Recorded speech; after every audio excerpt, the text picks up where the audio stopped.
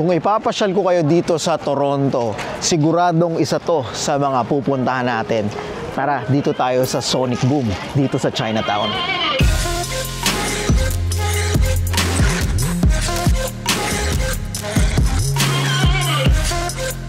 First time ko dito sa Sonic Boom. And hindi ko akalain na dito mismo sa heart ng downtown, dito sa Chinatown, ay may ganito kalaki na record store. Para sa akin, hindi lang siya record store, parang time machine.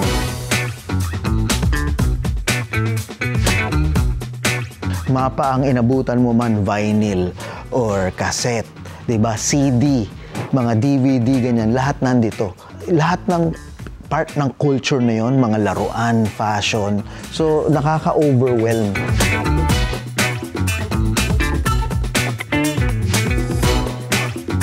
Ngayon, ang dami ng mga nagsasarahan ng mga store. Unfortunately, mga live venue na part ng culture ay meron palang ganito. And dati ko pa naririnig tong Sonic Boom, pero eto talaga, first time na nakapasok ako. Hindi ko alam kung kaka-renovate lang ba nila dito, pero sobrang prime location and napakalaki.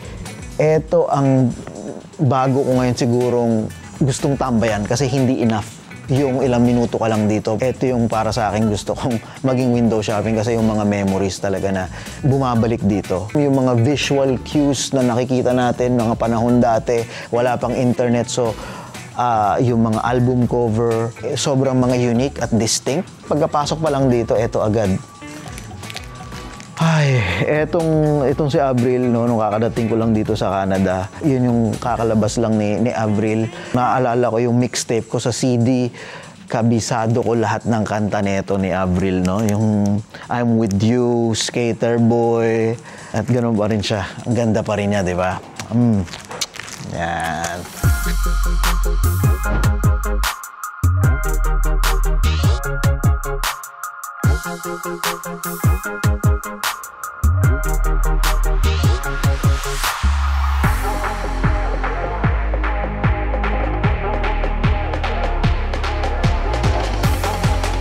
Ang laki, ito ang pinakamalaki ko na napuntahang record shop na ganito. So dito may mga CD, hindi ko pa alam yung sistema kung nasan yung mga heavy metal, ano ba to, CD, tapos mga vinyl ba doon o paano. Pero again, ito nga yung maganda dito kasi yung mga panahon dati wala pa mga digital, no. Gumaganyan lang tayo, nakikita ko na agad.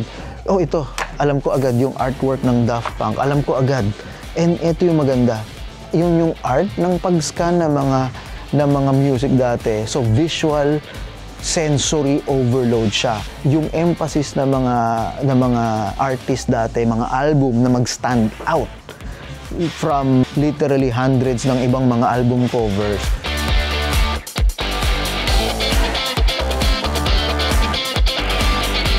Ito, nasa CD tayo. Diba? Pop rock. So, okay, eto generation ko to. Ito yung mga, obviously, sa rock tayo, pop rock. So, ngayon, ang hinahanap ko lang yung mga, ganito no? Yung maghahanap ka ng striking na album cover. Oh, Taylor Swift. Sabi, Taylor Swift. So, metal. Again, kung nasa mga CD tayo, mga rarity. Kung wala kayong mga CD player, eto. Meron sila mga binibenta at hindi kayo matatakot sa marketplace na baka mga sira-sira na o mga may problema na. Eto, diba? So yan, eto I guess mga CD, Cranberries. Itong, cassette pa dati. Tandang-tanda ko tong album na to, diba?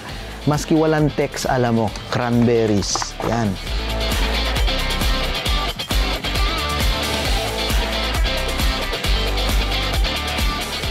Ito, logo pa lang alam na, Foo Fighters, di ba? So, wow. So, marami ding mga pop culture, yung mga laruan. So, sa mga movie, o yung mga, alam ko mga special to, yung mga figure, mga kay Blondie, talagang buong pamilya, maski mga bata, mag-i-enjoy dito. Sigurado dadalhin ko dito anak ko. So, tara dito. Mostly, mga vinyl. Kita mo hanggang doon yan, yung buong aisle na yan. Pero, dito sa side na to, ito ang parang time machine. Ito yung mga cassette nila. Kung wala kayong cassette player, Eto bago. Hindi nyo po problemahin na madumi yung head, bibili pa kayo ng ano. Eto bago, pero yung very nostalgic pa rin. Very classic yung design. Pati ito, may ganito pala portable na cassette player recorder. So yun, may kasama pang mic na, yung talagang parang luma pero bago. Wow. So eto naman, kung medyo high-end, ito tingin pa lang, medyo mukhang, ano, oh my God, yan, ito mo, yung Burning Monk. Oh, yan Tandang-tanda ko yan dati, pinaserox ko lang yung cassette ko. Kasi ito, hindi halata na bootleg. Pero yan ang isa sa mga life-changing na album para sa akin, Rage Against the Machine, yung Burning Monk na yan. Alam ko lahat dati.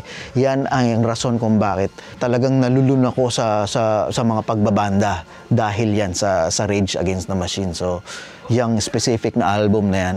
And then dito, ito na yung endless na aisle na mga vinyl. Ako actually meron akong vinyl sa bahay, and mas cumbersome siya, yung quality pero iba yung ganun na nilalagay mo yung needle.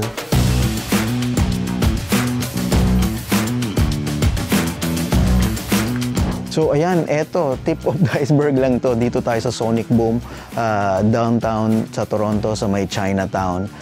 Perfect place to. Ngayon alam ko na may bago na akong destination na dadalhin yung baka mga kaibigan natin o mga pumapasyal dito, at I'm sure lalo nilang mareremember ang Toronto. At hindi lang yon, for sure marami silang maaalala dito sa experience na to. So yan, maraming salamat Sonic Boom dito sa downtown Toronto para sa pag-open ng doors nyo para sa amin, and I'm sure magiging regular kami dito. So next time guys.